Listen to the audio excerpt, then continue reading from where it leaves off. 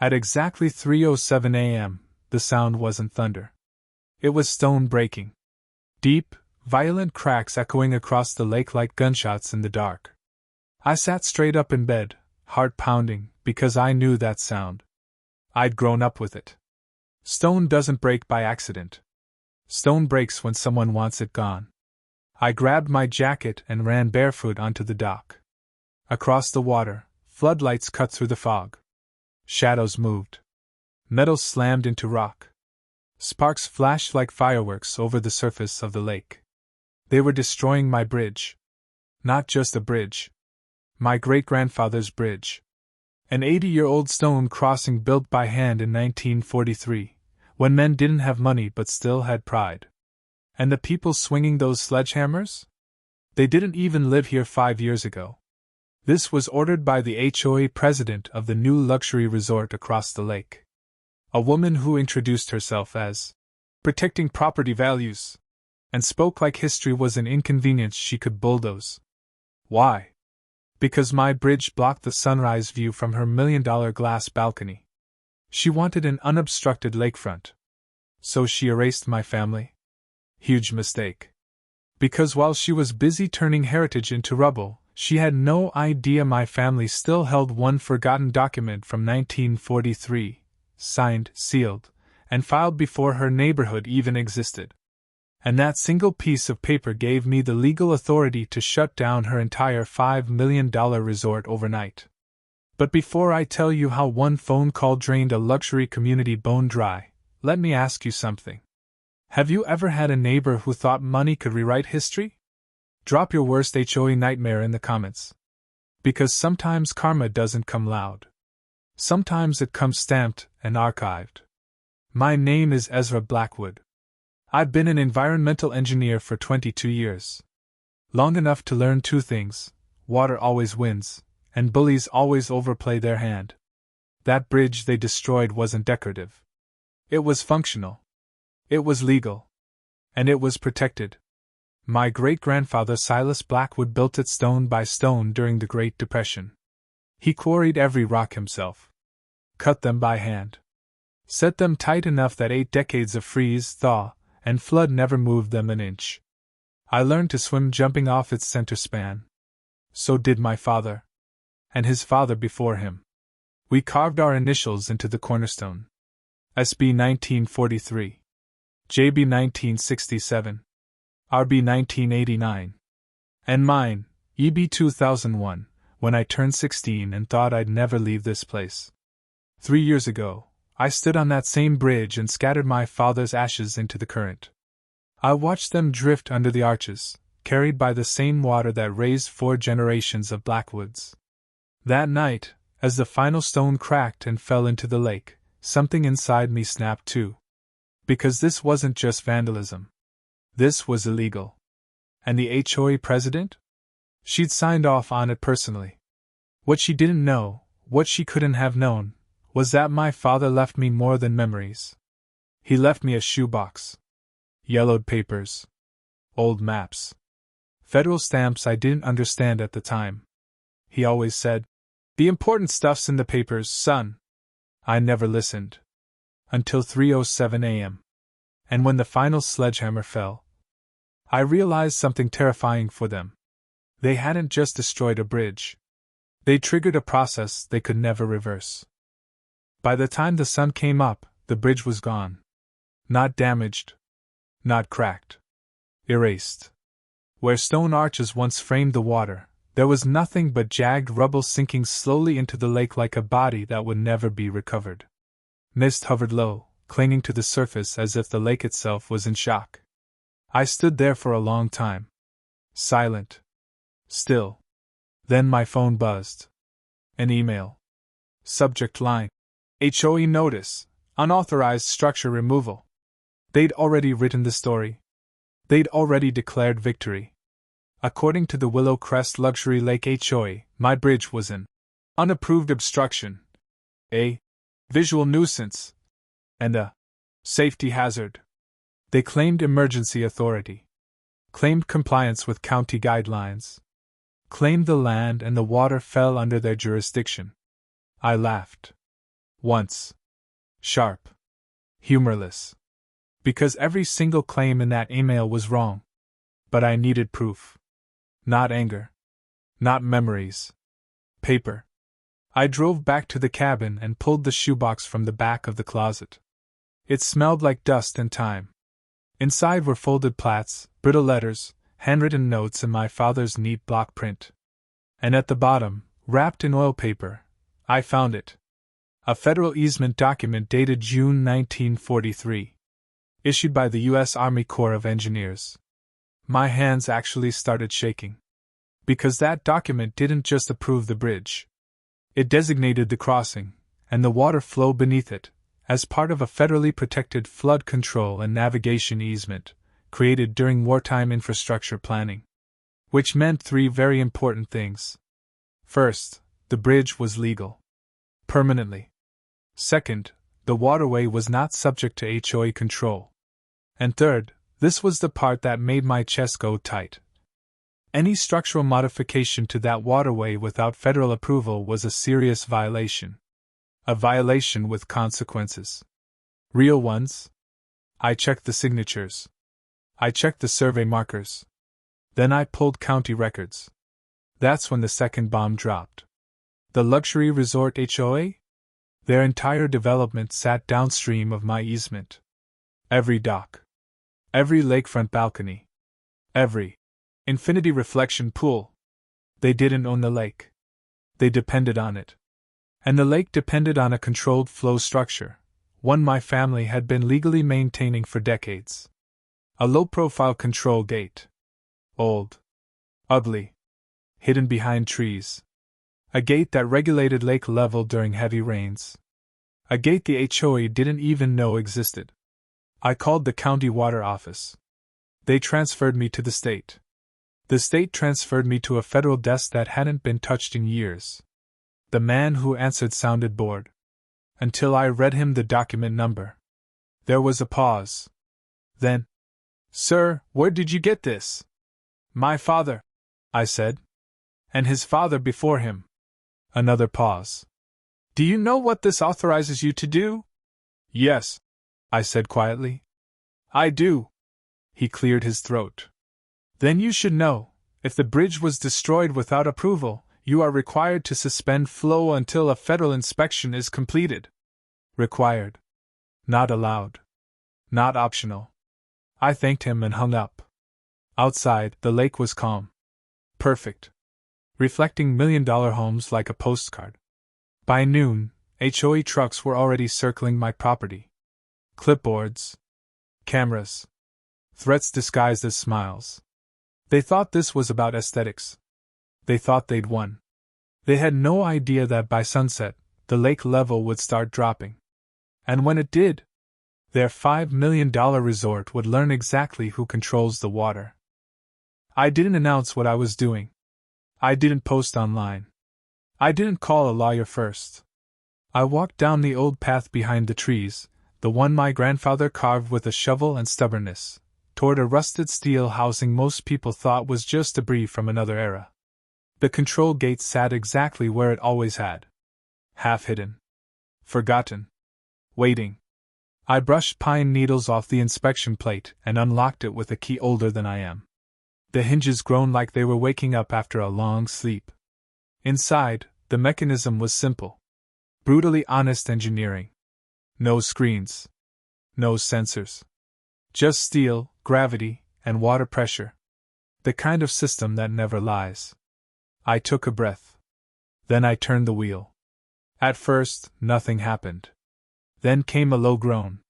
Then a vibration I felt through my boots. Water doesn't rush when it's being controlled. It obeys. The lake level began to drop slowly, deliberately, like a held breath being released. By late afternoon, the shoreline had pulled back a foot. No alarms yet. At 5:12 p.m. my phone rang. Unknown number. I answered. "This is the Willow Crest HOA," a woman said sharply. "We're seeing unusual fluctuations in lake level." I said nothing. She continued, clearly reading from a script. "Any interference with shared water resources is strictly prohibited under community bylaws." I finally spoke. This isn't a shared resource. Silence. Then, excuse me? You destroyed a federally protected structure, I said calmly. This lake is now under flow suspension pending inspection. Her voice changed. You can't do that. I didn't choose to, I replied. You did. The call ended. By sunset, the shoreline had retreated another 2 feet. Docks started leaning. Decorative rocks meant to look natural were suddenly exposed like cheap stage props. Kayaks sat awkwardly on mud. One infinity pool lost its illusion entirely, the waterline no longer matching the lake beyond it. At 7:43 p.m., the HOA president herself called. I recognized her voice instantly. Polished. Controlled. Furious underneath. You are causing financial damage, she snapped. Restore the lake immediately. I looked out across the water. Return my bridge, I said. She laughed. Actually laughed. That bridge was illegal, she said. And frankly, outdated. This community brings value to the area. I felt something cold settle in my chest. My family built that bridge during the Great Depression, I said. Your community poured concrete 3 years ago. You're bluffing, she said. We have lawyers. So do I replied. And mine works for the federal government. She hung up. That night, emergency HOA meetings lit up the resort like a Christmas tree. People in expensive jackets clustered around fire pits that now sat awkwardly far from the water. Angry voices carried across the lake. By morning, the waterline had dropped nearly 4 feet. That's when the first inspectors arrived. State environmental officers. Then federal. Clipboards replaced champagne flutes. Drones replaced sunset photos. They took samples.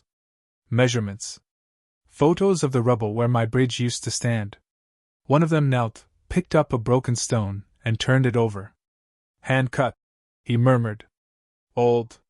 Very old. The HOA president arrived in a black SUV, sunglasses on, jaw tight. She tried to charm them. Tried to control the narrative. It didn't work. Because federal officers don't care about property values. They care about permits. And permits don't care how expensive your view is. By noon, a red notice was posted at the resort's main entrance. Federal Waterway Investigation, Restricted Use. Guests started leaving. Refunds started processing. And then the officer pulled me aside. You're aware, he said carefully, that this investigation could shut the lake down completely. I nodded. I know. He hesitated. If that happens, it won't be quick. I looked back at the broken stones resting in the mud. Neither was building that bridge, I said. Because now, the HOA wasn't just dealing with me. They were dealing with time. And time always sides with the truth. The first lawsuit threat arrived before breakfast. Certified email. Red lettering. Urgent tone. The HOA's legal team accused me of malicious interference, economic sabotage, and intentional harm to community stakeholders. They demanded I restore water levels immediately or face consequences. I forwarded it to the federal inspector. He replied with one sentence. Tell them to stop contacting you. That's when panic started leaking through the cracks. By day 2, the lake had dropped nearly 6 feet. The illusion was gone. What used to be glossy brochure water was now exposed shoreline, mud, roots, forgotten trash from decades ago. The resort's marketing photos no longer matched reality. Guests canceled reservations mid-stay. Wedding planners screamed into phones. Influencers packed ring lights into trunks, furious that their Mirror Lake sunrise shots were ruined. And the HOA president? She stopped calling me directly. Instead, she tried to go around me. County officials. City council members. Anyone who might override the situation. It backfired. Because the moment federal authority enters the picture, everyone else steps back. No one wants their name attached to interfering with a protected waterway investigation. By the third day, The resort's docks were unusable. Boats tilted at ugly angles, hulls scraping mud. One luxury pontoon actually tipped far enough that the owner had to be helped out by staff while guests filmed from balconies. That video went viral locally. Comments weren't kind. "This is what happens when rich people erase history. HOAs think money makes laws. Good. They deserved it." That afternoon, the HOA president finally showed up at my cabin. No cameras. No entourage. Just her. She stood on the dock, heels sinking slightly into the softened wood, anger barely contained behind a professional smile. "This has gone far enough," she said. "You're hurting innocent people." I gestured toward the lake. "You hurt my family first." She took off her sunglasses. For the first time, I saw fear there. Not guilt. Fear. "We can rebuild the bridge," she said quickly. "Something modern. Cleaner. Smaller." I shook my head. "That bridge wasn't decorative," I said. "It was protected." She swallowed. "Then name your price." I almost laughed. "You still don't understand," I said quietly. "This isn't about money." She stiffened. "Then what do you want?" I picked up one of the broken stones I'd placed on the dock earlier. "Set it between us." "I want accountability," I said. "Publicly." Her eyes widened. "That would destroy the HOA." I didn't answer. Because she was finally saying the quiet part out loud. By evening, the federal inspectors completed their preliminary report. Unauthorized demolition. Historic structure violation. Environmental disruption. And the big one. Immediate cessation of lake use until remediation is approved. The resort was ordered to close all water-related amenities. Pools drained. Boat rentals halted. Marketing suspended. The HOA's lawyers went silent. That night, the HOA president called one last emergency board meeting. I wasn't invited. But I didn't need to be. Because the next morning, a new email arrived. Subject line: Proposal for resolution. They offered full reconstruction of the bridge. At their expense. Using original stone. Under federal supervision. They offered public acknowledgement of wrongdoing. They offered to dissolve their authority over any structure touching the lake. And then came the final line. They asked, politely, if I would consider restoring the water level. I stared at the lake, now calm and honest in its lowered state. I thought about my great-grandfather's hands shaping stone. My father's ashes drifting beneath the arches. 4 generations reduced to rubble for a better view. I replied with one sentence. Rebuild the bridge first. Because until the past was repaired, the water was staying exactly where it was. Construction didn't start quietly. It started with humiliation. Federal signage went up first, bright, impossible to ignore. Historic structure reconstruction, federal oversight. Every guest, every resident, every potential buyer had to drive past it. Then came the inspectors. Not the kind you can charm. Not the kind that rush. They measured every remaining stone fragment. Catalogued each piece like evidence from a crime scene. The broken arches were diagrammed. Photographed. Tagged. The HOA president stood off to the side during the first inspection, arms folded tight, jaw clenched. She wasn't in charge anymore. Everyone knew it. Even her own board members avoided eye contact. And for the first time since this started, I felt something shift. Not victory. Relief. They brought in a historical masonry specialist from 3 counties over. Gray-haired. Calloused hands. He knelt at the water's edge, ran his fingers over the stones, and nodded slowly. Depression-era work, he said. You don't see this anymore. Can it be rebuilt? One of the inspectors asked.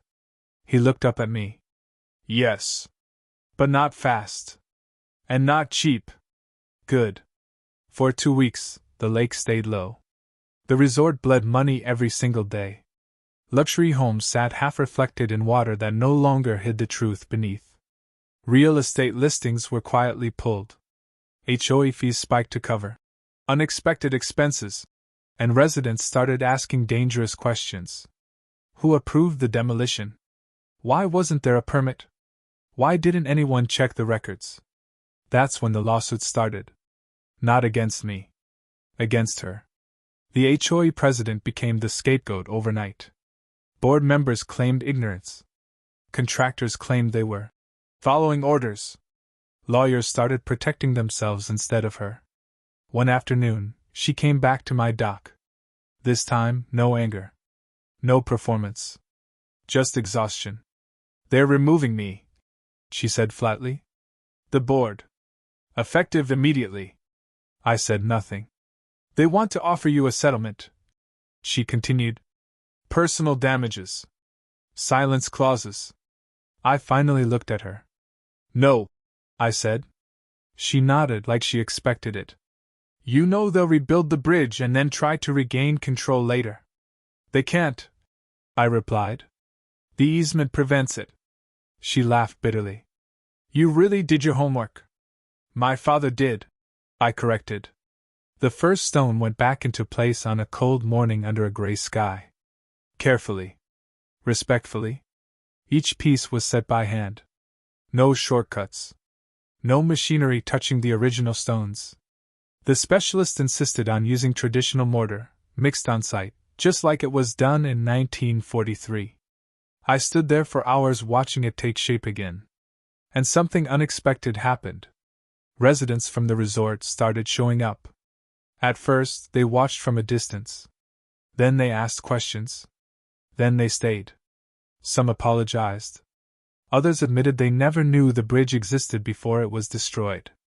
They'd been told it was unsafe and unauthorized.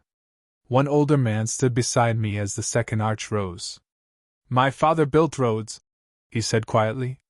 I'd have done the same thing you did. By the end of the third week, the bridge stood whole again. Not new. Not polished. But restored. The inspectors signed off. The last federal notice came down. And I received the call I'd been waiting for.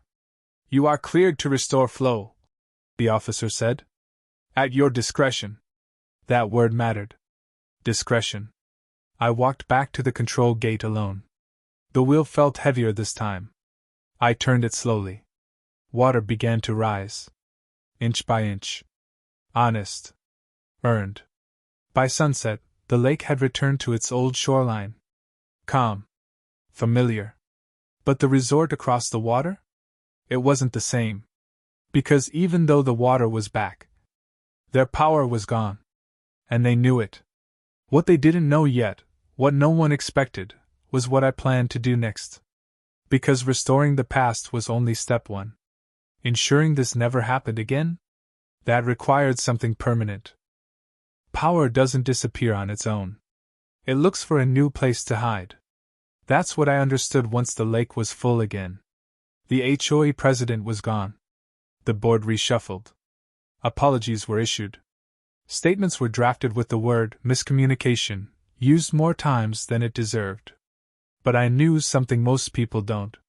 Institutions don't learn lessons. They wait for opportunities. So before anyone could move on, I made my next call. Not to a lawyer. To a land trust. A federally recognized conservation and historical preservation trust. Quiet, boring, and absolutely unstoppable. The kind of entity HOAs hate because they don't argue. They just exist. I transferred ownership of the bridge, the easement, and the surrounding shoreline into it. Not sold. Not donated. Protected. The trust's language was surgical.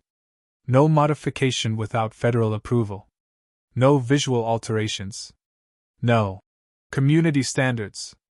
No HOA authority, present or future. Once it was signed, it was irreversible. When the documents were recorded, the county clerk looked at me over her glasses. Most people use trusts to avoid taxes, she said. I'm using it to avoid history repeating itself, I replied. The fallout was immediate. The resort's developers tried to renegotiate access rights. Denied. The HOA attempted a special vote to challenge historical status. Rejected. One board member even suggested buying me out. They couldn't buy the past. They couldn't buy the law. And they definitely couldn't buy silence, because by now, the story had spread. Local news picked it up first. Then regional outlets. Then one national segment that loved phrases like, "Arrogance meets accountability." Footage of the destroyed bridge played next to footage of it being rebuilt stone by stone. Side by side. The comments exploded. People weren't angry at me. They were angry at the idea that money could erase legacy. One reporter asked me if I felt guilty about the financial damage to the resort. I answered honestly. "No," I said. "They damaged something irreplaceable first." The resort reopened months later. Smaller. Quieter. No lakefront infinity pools. No marketing language about exclusive control of nature. That line was gone for good. New HOA leadership sent me a letter. Handwritten. They promised respect. Transparency. Boundaries. I framed it. Not because I trusted it, but because it reminded me how fragile power really is. On the anniversary of my father's passing, I walked across the rebuilt bridge alone at dawn. Mist curled around the arches just like it used to. The stones were cool under my hand. Water flowed beneath, steady, obedient. I stopped at the center span and looked down. "This one stays," I said quietly. And for the first time since that night at 3:07 a.m., I knew the fight was truly over. Or so I thought. Because a week later, I received one final notification. Not from the HOA. From the state. A proposal.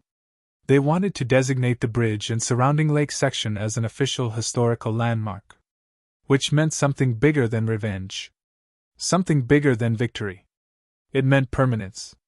And it meant a final choice only I could make.